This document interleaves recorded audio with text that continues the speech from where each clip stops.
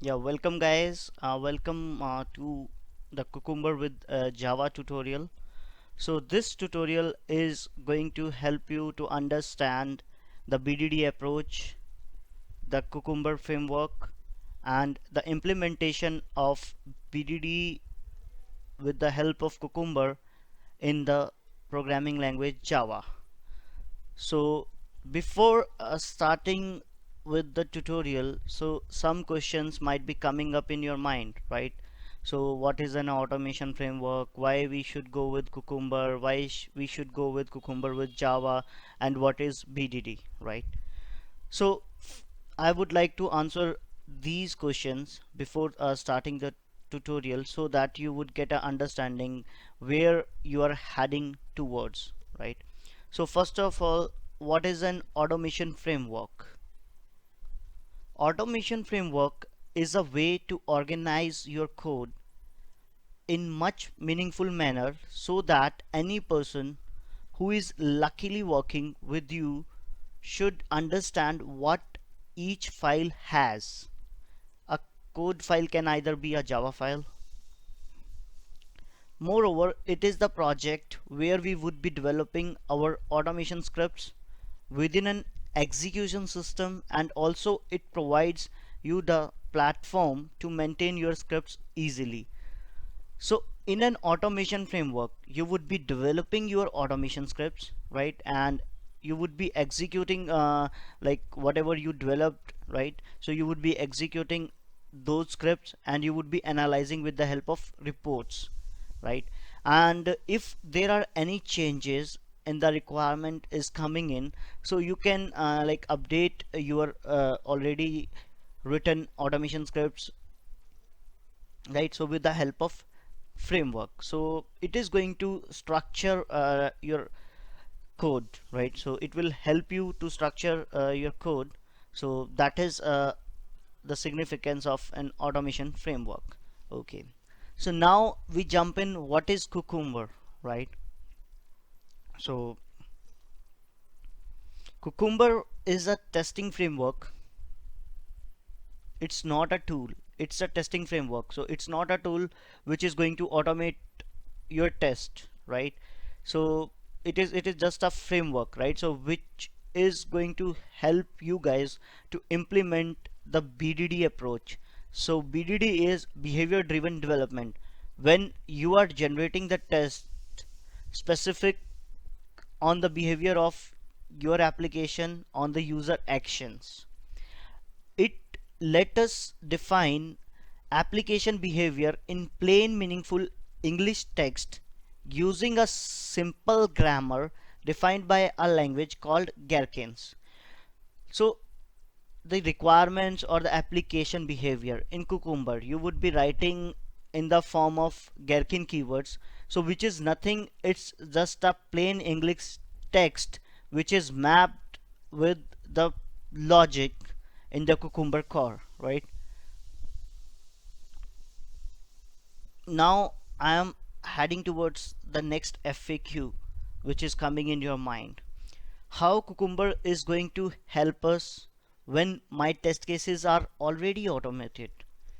So Cucumber is going to help us guys to make the understanding better, right? And it is having some key features that it is going to provide us. So one is data driven, right? So you can generate a data driven framework, you can generate a data driven framework easily with the help of Cucumber, right? So you can specify your data with the help of Cucumber concepts, and that will be like used by your automation scripts to do multi-data testing or multi-platform testing. Okay, second thing is execution control. So how Cucumber is going to help you in execution control? Execution control means when you want to control your scripts, right? So which scripts you want to execute in a particular cycle. So to make a better understanding, I would like to say, suppose you do have a automation framework having 500 or 1500 test cases, right? But you want like only 200 test cases to be executed, or you want some test cases to be executed from a particular class, right? So how you would be achieving it, right? So Cucumber will give you a way to control this. Next is hooks. So whenever you want to execute your automation scripts, right? So then some setup would be required from your end. Suppose if you are working with if you are doing database testing, right? So you need to make a connection with the database, right? And database schemas, right? So that's a hooks are going to help you, right? So it is going to help you to set up something before execution of your script, and if you want to close the same thing after the execution, so Cucumber is going to provide you that feature. It is going to help you in doing so, right? And the next thing it is going to provide you is reports. So reports are very necessary because you are going to track the results of your execution with the help of reports, right? And also it will help us to track the progress, right? So whatever you done, right? So how many test cases are passing, or how many test cases are failing, and though which test cases are failing, right? So where they are failing and what is the root cause of the failure, right? So reports will help you in this. And also it is going to provide you the automation utilities, right? So which will help you to guys to structure your code, right? To structure your automation script, right? And also you can generate new libraries with the help of inbuilt libraries of Cucumber, right? Okay. So the next question, the next FAQ comes in our mind is which kind of test cases Cucumber is going to support, right?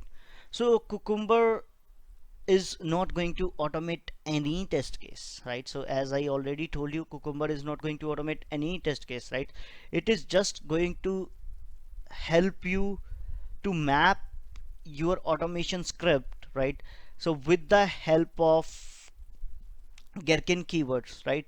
For the better understanding at every level of the SDLC. You can use Cucumber with any of the tests. Either it is a web, or it is a mobile, it is a API, or it is a unit test. Right? So the only thing you need to keep in mind is that like Cucumber supports that language in which you wrote your web, mobile, API, or unit test. Right? So generally Cucumber supports Ruby and Java. If you are working with C Sharp, so then you can go with another version, that is SpecFlow, right? So which is similar with having a different name, right? Now we comes to the last FAQ that is coming in our mind. Why we should go with Cucumber when there are lots of framework available in the market? So here lots of framework are data driven framework, keyword driven framework, hybrid framework, library based framework, module based framework, right? So when all these frameworks are available in the market, so why there is a need to go with Cucumber, right? So first of all, Cucumber will help you, right, to generate a framework without less programming knowledge, right? So it do have the libraries, right? So if you are from non-programming background, right, so you can generate automation framework, right? So which is user friendly with the help of Cucumber. It is very easy to understand and easy to implement, right? The next thing is your test requirements or application behavior is going to be defined in plain meaningful English text using a simple grammar defined by a language called Gherkins, right? So whatever the requirements are coming in, or the application you are going to automate, is going to be written in plain English text, which we called as Gherkins, right? And if you are doing the documentation, or if you are defining your requirements in the form of English, right? So for a non technical member or a person who doesn't have any programming knowledge would be able to easily understand, right? So what you have written, what you have automated, right? So which will help us to maintain a better team collaboration, right? And to maintain a better chart of the progress, so what you automated till now. So I hope I answered all of your FAQs before starting to the tutorial, right? And I give you a thumbs up. All the best for going further with the tutorial, right? So to understand the terminologies and the concepts of Cucumber. So thanks, guys.